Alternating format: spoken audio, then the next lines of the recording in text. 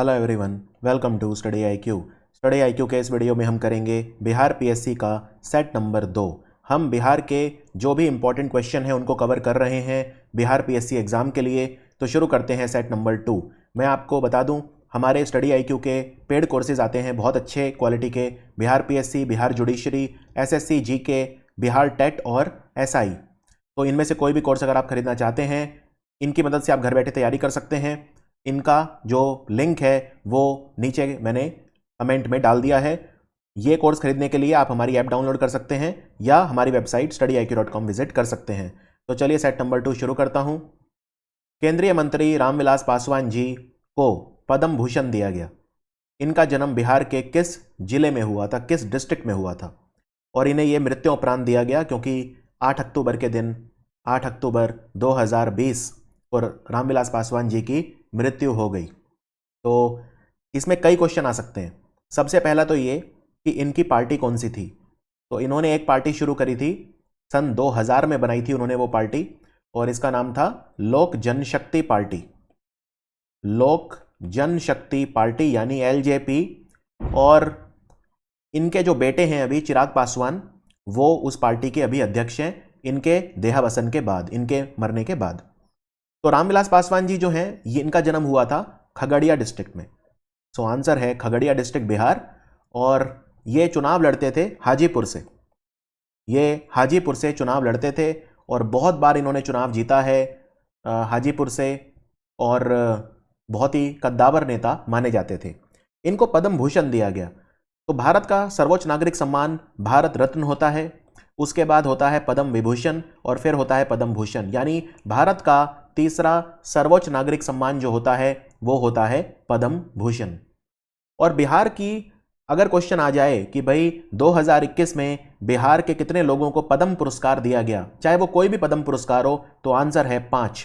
क्योंकि पद्म भूषण इन्हें मिला है 1 + 4 और 4 लोगों को मिला है पद्म श्री। तो पद्म श्री किन किन को मिला है मैं बता देता हूं। सबसे पहले बात करते हैं दुलारी देवी।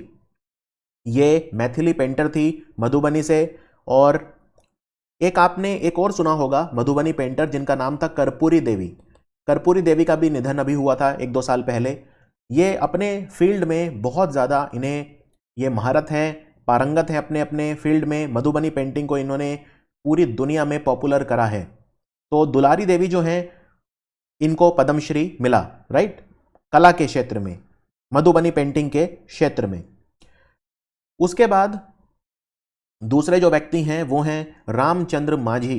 रामचंद्र माझी जो हैं, ये एक नाच फोक डांसर हैं बिहार के, जो पिछले 80 साल से बिहार में ग्रामीण नाटक आयोजित करते आए हैं। और ये ग्रामीण नाटक जो होते हैं, इनका पर्पस ये होता है कि जो जनता है उन्हें जागरूक किया जाए। और इन नाटकों का जो विषय होता है वो हमेशा समाज में चेतना लाने के लिए होता है। सो रामचंद्र माझी को भी पद्मश्री से नवाजा गया। उसके बाद डॉक्टर दिलीप कुमार सिंह, ये भागलपुर से हैं, डॉक्टर हैं, 92 वर्ष के। इन्होंने पिछले 70 साल जो गरीब लोग हैं उनकी सेवा करी। तो खास तौर पे जो कुष्ठ रोग यानी लेप्रेसी जो होता है, लेप्रेसी के मरीज जो हैं उन्हें समाज में वो इज्जत नहीं मिलती, समाज से कई बार उनका बहिष्कार कर दिया जाता है। तो इन सब टैबूज के बावजूद उन्होंने हिम्मत नहीं हारी, और दिलीप कुमार सिंह जो हैं, इन्हें चिकित्सा के क्षेत्र में पद्मश्री मिला है। उसके बाद है मृदुला सिन्हा। मृदुला सिन्हा एक हिंदी कवित्री रही हैं, हिंदी लेखक रही हैं। इन्होंने 46 किताबें लिखी, 5 नॉवल लिखे और बहुत सारी मैगजीन लिखी। तो हिंदी साहित्य में योगदान के लिए मिला इन्हें लिटरेचर और एजुकेशन कैटेगरी में। बिहार से थी मृदुला सिन्हा। और मृदुला सिन्हा जो हैं, ये गोवा की राज्यपाल भी रह चुकी हैं, गोवा राज्य की राज्यपाल भी रह चुकी थी। तो ये 4 लोगों को मिला है पद्मश्री और रामविलास पासवान जी को मिला है पद्म भूषण। तो टोटल बिहार से 5 लोगों को मिले पद्म पुरस्कार। यहां पे मैंने लिख दिए हैं इनके नाम: दुलारी देवी, रामचंद्र माझी, दिलीप कुमार सिंह और मृदुला सिन्हा पद्मश्री। अब एक क्वेश्चन ये भी आ सकता है कि जो दुलारी देवी हैं, उन्होंने अपनी किताब लिखी आत्मकथा, उसका नाम क्या था? तो उसका नाम है फॉलोइंग माई पेंट ब्रश। अगर आपको तस्वीर में अक्षर लिखे नहीं दिखाई दे रहे तो मैं यहां लिख देता हूं, फॉलोइंग माई पेंट ब्रश। ये इनकी आत्मकथा है दुलारी देवी की। चलिए अगले सवाल पे आते हैं।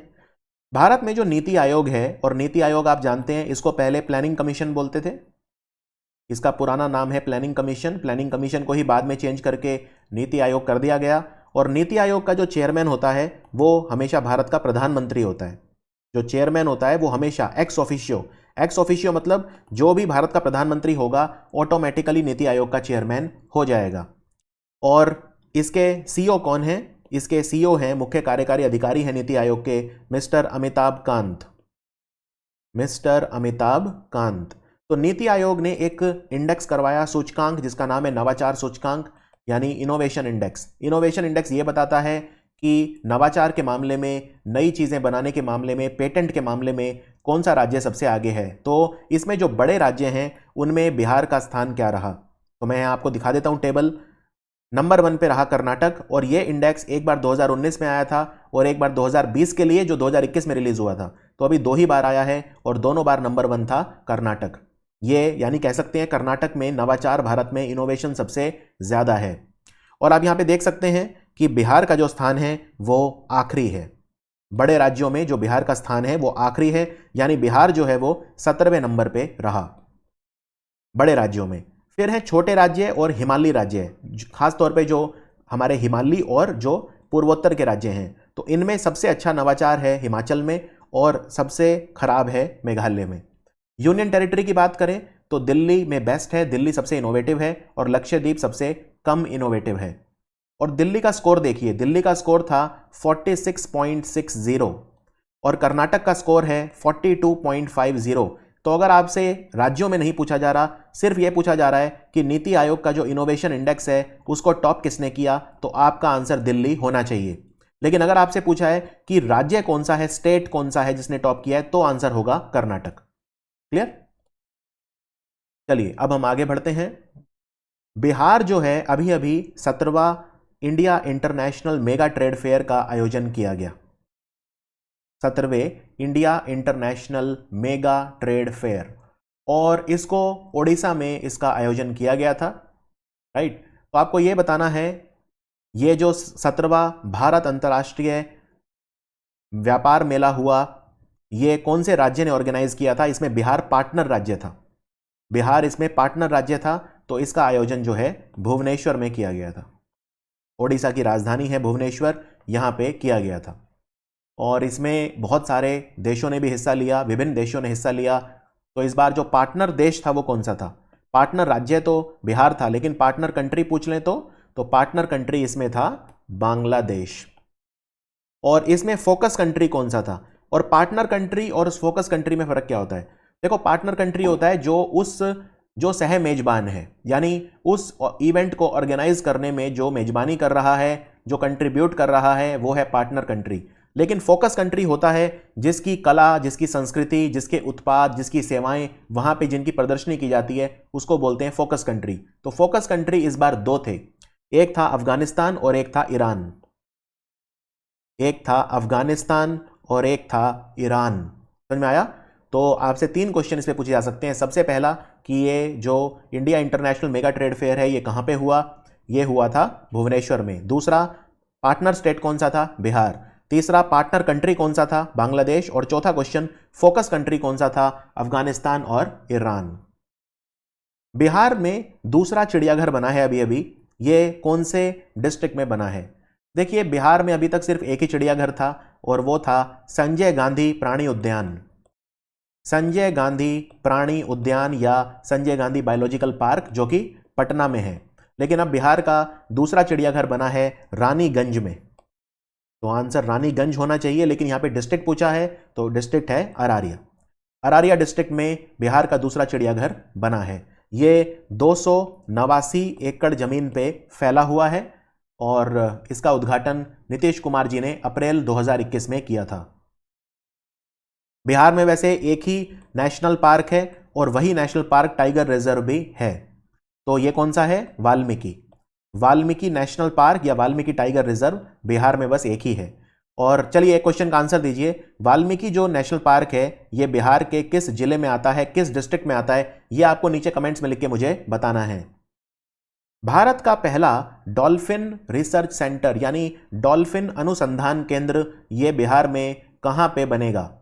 तो मैं आपको सबसे पहले एक बड़ी इंपॉर्टेंट चीज़ इसमें बता दूं कि जो डॉल्फिन हैं जो बिहार में पाई जाती हैं इन्हें गैंगेटिक डॉल्फिन कहा जाता है। डॉल्फिन भी कई तरह की होती हैं, लेकिन जो बिहार में पाई जाती हैं, गंगा नदी में पाई जाती हैं, इनको गैंगेटिक डॉल्फिन कहा जाता है।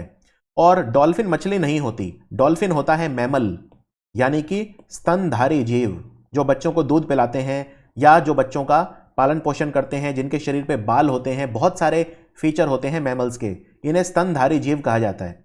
जैसे हम भी मैमल हैं।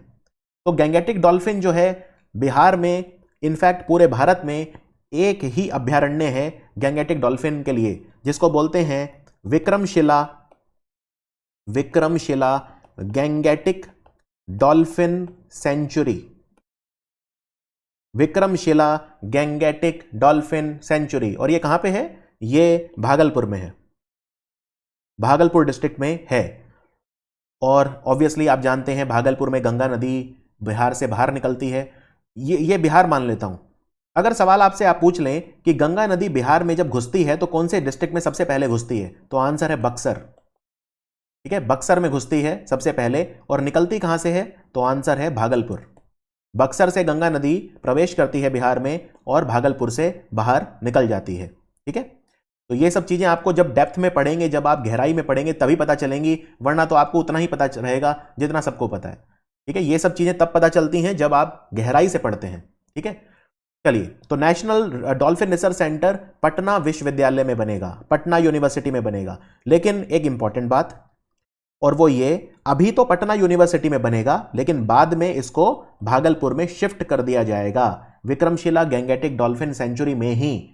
लेकिन अभी शुरुआत के लिए पटना यूनिवर्सिटी में बनेगा। क्लियर? चलिए आगे बढ़ते हैं। अभी एक किताब लिखी गई और इस किताब के ऊपर एक डॉक्यूमेंट्री भी बनी है। इस किताब का नाम है 1232 kilometre the long journey home. जरूर पढ़िए, बहुत ही मार्मिक किताब है। इसको पढ़ के आपको पता चलेगा कि लॉकडाउन की वजह से गरीब लोगों पे क्या प्रभाव या दुष्प्रभाव पड़ा।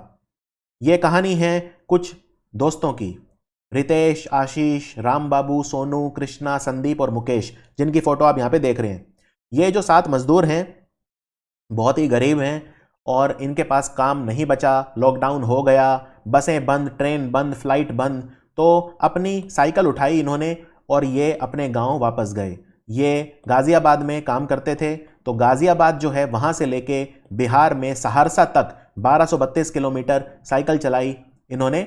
और भूखमरी भी थी, रास्ते में कई बार खाना भी नहीं मिला। इनकी बहुत ही मार्मिक जर्नी है, तो इसकी किताब लिखी गई है इसके ऊपर। इसको लिखा है मशहूर पत्रकार विनोद कापरी ने। और इनके ऊपर एक मूवी, एक जो है डॉक्यूमेंट्री भी बनी है, जो हॉटस्टार पे है, डिज्नी हॉटस्टार पे अवेलेबल है।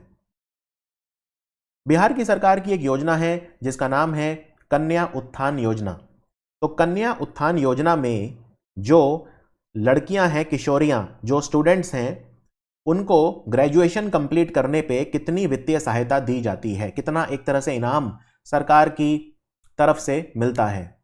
तो याद रखिए, बिहार की सरकार की जो कन्या उत्थान योजना है, इसमें इसका लक्ष्य क्या है? इसका लक्ष्य ये है कि जो लड़कियां हैं उन्हें उच्च शिक्षा पाने के लिए मोटिवेट किया जाए और लड़कियों के डायरेक्टली बैंक अकाउंट में पैसा दिया जाता है।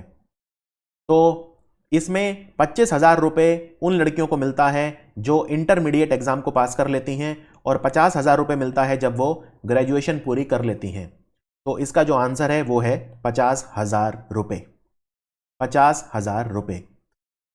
कंडीशन ये है कि जब लड़की इंटरमीडिएट पास करे तो वो अनमैरिड होनी चाहिए, तब मिलेगा 25,000। और 50,000 जो है वो मैरिड हो या अनमैरिड दोनों को मिलता है। ठीक है, ये एक बड़ा फर्क है। 25,000 सिर्फ तब मिलता है जब लड़की अविवाहित हो और वो इंटरमीडिएट पास कर ले, और 50,000 तब मिलता है ग्रेजुएशन करने पे, चाहे वो मैरिड हो तब भी मिलता है और अनमैरिड हो तब भी मिलता है। इस योजना का नाम है कन्या उत्थान योजना। इस बार जो बिहार का बजट प्रस्तुत किया गया, उसका टोटल बजट का जो व्यय है वो कितना था, यानी टोटल बजट एक्सपेंडिचर कितना था? तो ये बिहार के जो वित्त मंत्री हैं और उप मुख्यमंत्री तारकिशोर प्रसाद जी, उन्होंने प्रस्तुत किया था बिहार की विधानसभा में। और इसका जो टोटल एस्टिमेट है वो है 2.18 लाख करोड़, 2.18 लाख करोड़।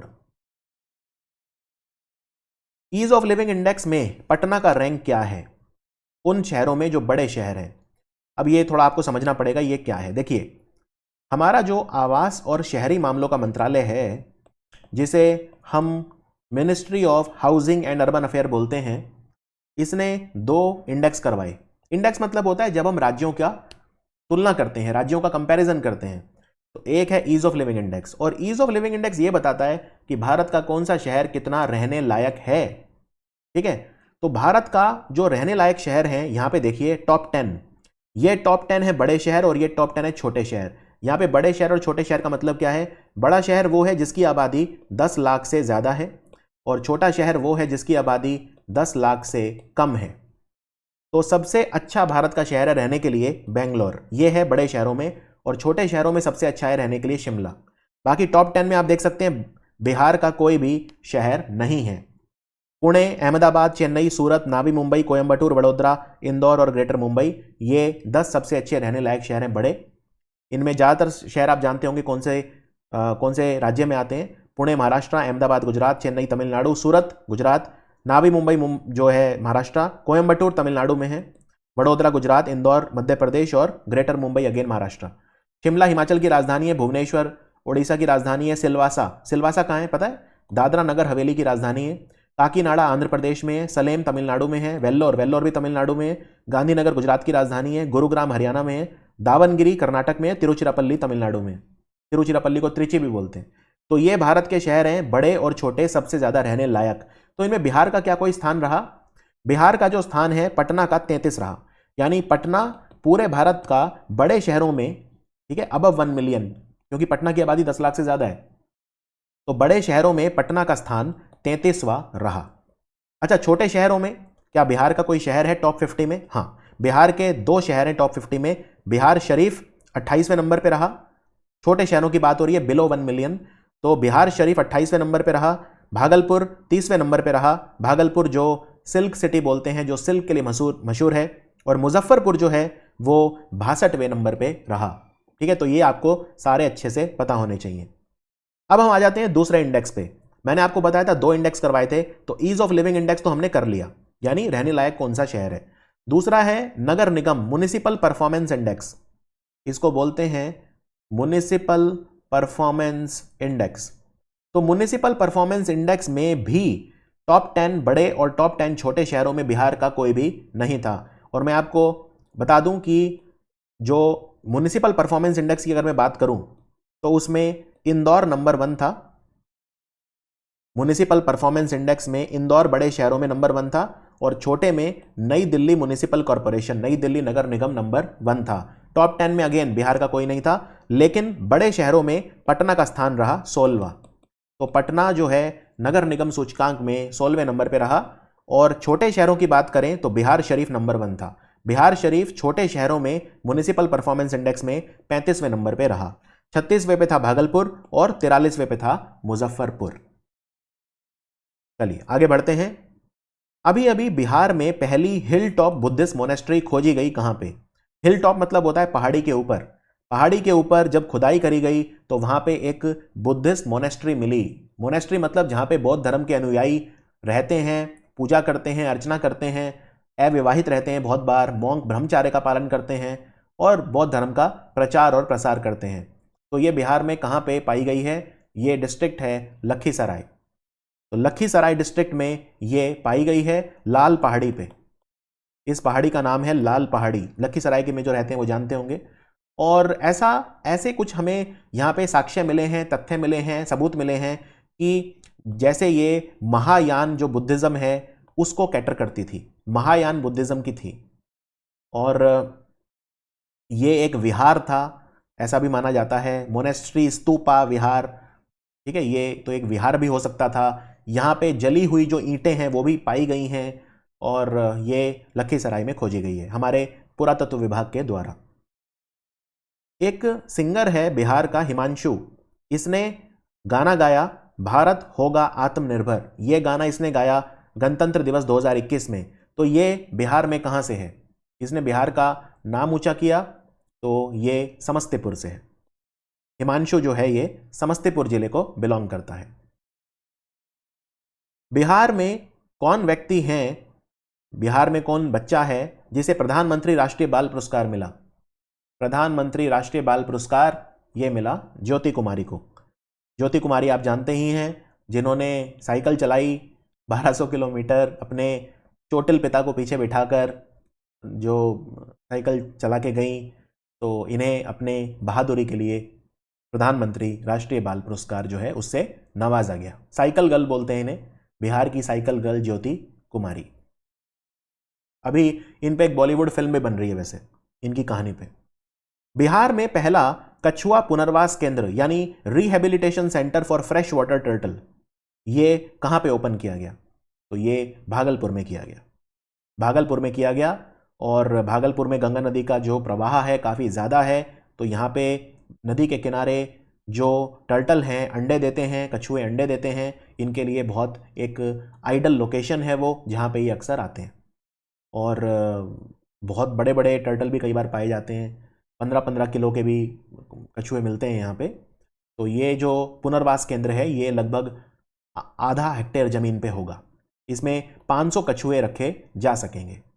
एक बहुत फेमस टर्टल जो भारत में पाए जाते हैं उन्हें बोलते हैं ओलिव रिडली टर्टल, और ओलिव रिडली टर्टल भारत में ज़्यादातर ओडिशा में पाए जाते हैं। ओडिशा में 2 जगह है जहाँ पे ये अंडे देते हैं, एक तो है ऋषिकुल्या नदी, ऋषिकुल्या नदी का मुहाना, और दूसरा है गहिर माथा वाइल्ड लाइफ सेंचुरी।